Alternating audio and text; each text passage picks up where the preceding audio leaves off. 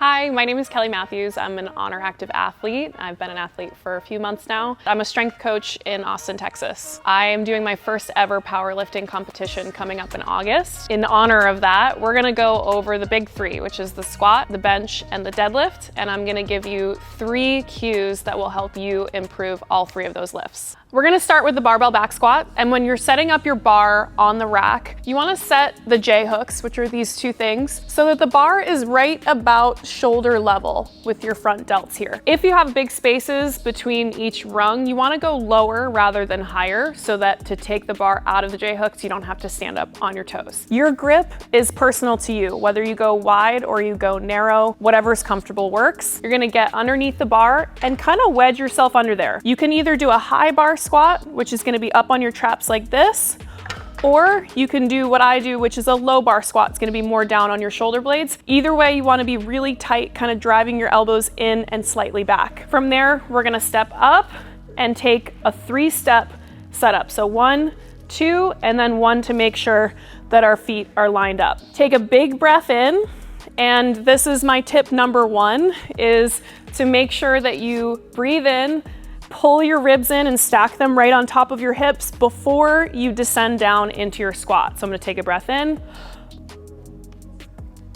You wanna make sure that you get parallel or slightly below parallel, and then you're gonna accelerate up and out of the lift. The biggest mistake I see people make as they go heavier is when you get stuck, they don't accelerate through the lift. So you wanna make sure that you push all the way up and through, whether it's just the bar or if it's your 1 rep max.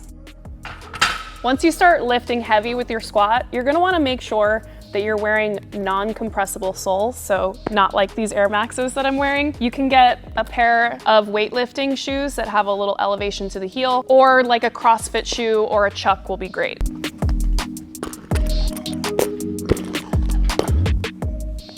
I chose to do powerlifting because it's a challenge I haven't taken on before, and it's truly a test of strength. Week over week, I get to feel myself progress. I get to lift heavier and have fun, just like picking up heavy. So it's fun for me, and it's a goal that I can set long term. Next, we're gonna do the competition bench press. If you're setting up in a free squat rack like this, you're gonna wanna bring a bench up and you wanna plant it right underneath the bar. You wanna leave room for your head down here. When you think about the bar path, you're gonna want your chest pretty much to be directly below the bar. The J hooks, this will be personal to you. So with your arm length, similar to setting up for the squat, you wanna make sure that you don't have to reach to get it up and out of the J hooks. So err on the side of going a little bit lower rather than higher. All right, so this looks about right. I can reach the bar really easily with a little bend in my elbows. I like to roll the bar toward the front of the J hook so that I'm ready to take it up and out. And you can see it's really like the bar is right in front of my nose when I'm here. Before you even get underneath the bar, you wanna make sure that you can keep your feet flat on the floor. I keep my weightlifting shoes on for this as well to give me a little elevation in the heel. And you're gonna wanna wedge yourself into an arched back position. This is a competition bench, so the goal is to create some leverage and use our whole bodies to lift as much weight as possible. So we're not necessarily thinking about, making our pecs as strong as possible. We're just trying to bench as much weight as we can. So this is the position you're gonna wanna take in order to do that. So we'll get underneath the bar. I like to kind of slide back, plant my feet, and then get into my arched position. So you'll see my low back is arched. You don't really have to worry about this being dangerous. It might be a little bit uncomfortable at first, but you're perfectly supported, so it's not gonna put any stress on your back. Pulling your shoulder blades slightly together, but you don't have to overly retract. You wanna think about pulling them down. So if you were gonna shrug up by your ears, you're gonna go in the opposite direction, pulling them down toward your back pockets. When we grip the bar, I want you to think about a strong wrist. So we're not back here, we're strong with our knuckles facing up, and you're gonna kind of bend the bar to lock your stance into place. So I'm gonna grab on here. My wrists are strong. That J hook is probably a little bit high for me.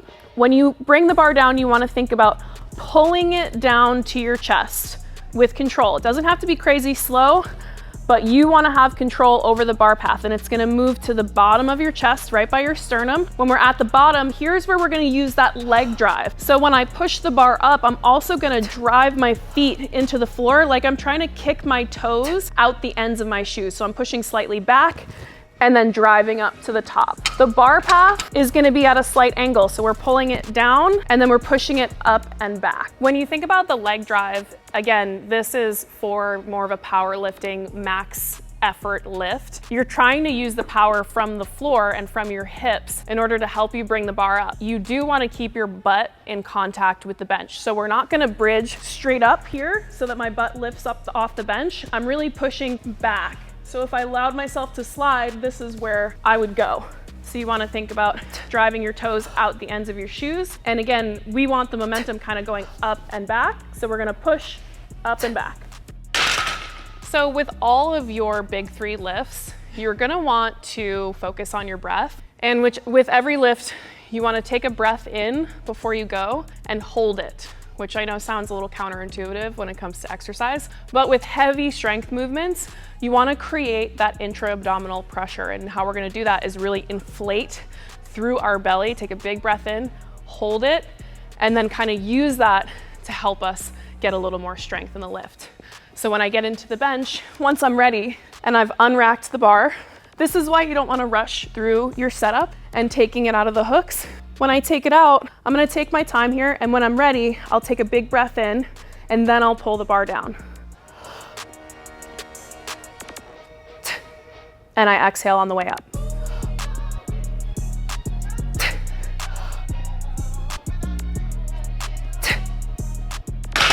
So you'll notice that I took my shoes off before starting the deadlift. Unlike with the squat and the bench, we don't want any lift in the shoe, because that means you're gonna have to deadlift further. And we do not want to deadlift from a deficit if we don't have to. So I would suggest either you can go barefoot if your gym allows it, or you can do really flat soled shoes like a Converse, or you'll see in competitions, they'll use like a slipper, like a rubber slipper. I'm gonna go barefoot today. There's two stances that you can take with your deadlift. We have a traditional stance, square feet, toes pointing basically straight ahead, and my arms are gonna be outside of my legs. I'll go through that setup first, and then we'll go through sumo. With your traditional setup, grip is gonna be right where your arms naturally hang by their sides. So if I was standing straight up, my arms down by my sides, where my hands naturally fall is the best place for you to grip it. You can either go double overhand grip, and I would suggest doing that as much as possible. It's gonna strengthen your grip. Once you can't do that, a mixed grip will be just fine. From here, you want to take your time getting into position. With a squat and a bench, you get to eccentrically load before you start the lift, which will help things fire before you start. Whereas with a deadlift, you just have to lift the weight up off the floor. So what I would suggest is to pull yourself into position. So when you're coming down, you want to load up your hamstrings and your glutes, really feel those muscles turn on before you even start the lift. You're gonna get your grip. Second tip is gonna be to drive your feet straight through the floor. We think of deadlifting as pulling. Really, it's a push through your feet. So I'm gonna grip, make sure that my shoulders are strong, but we do not need to retract here. Don't make it harder than it needs to be. Just a nice strong shoulder blade. Drive your feet into the floor and extend straight up. The goal is to get your hips and knees to extend at the same time. So we're not jacking our hips up here and then standing up like a good morning. And I'm using the same breath technique here. So before I pull the bar, I'm gonna take a big breath in, expand through my belly, tighten up, hold it, and then I'm gonna drive through the lift.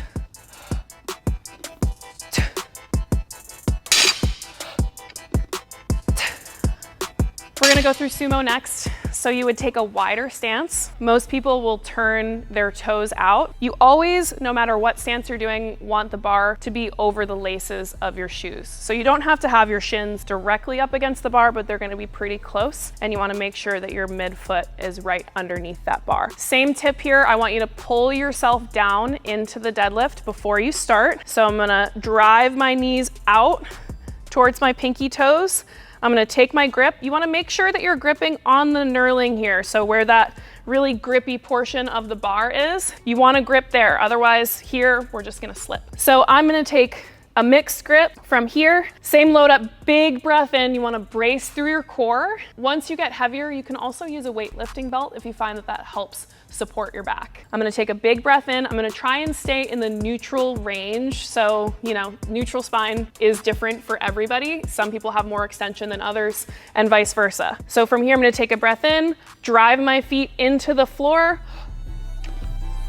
and extend all the way up.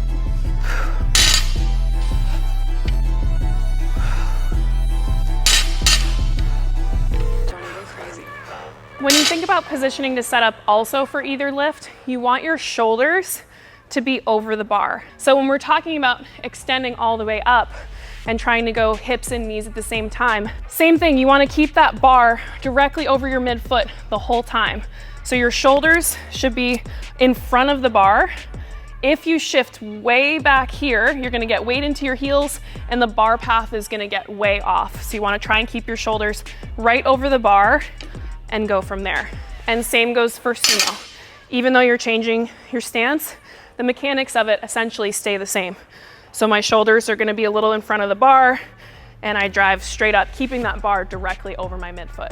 Some useful tools you might wanna have if you're really looking to get into powerlifting or doing any of these lifts really heavy. First, we've already seen our weightlifting shoes or just any flat-soled shoes. A weightlifting belt. This one is a lever. There are also Velcro belts and just full like notch belts. Chalk.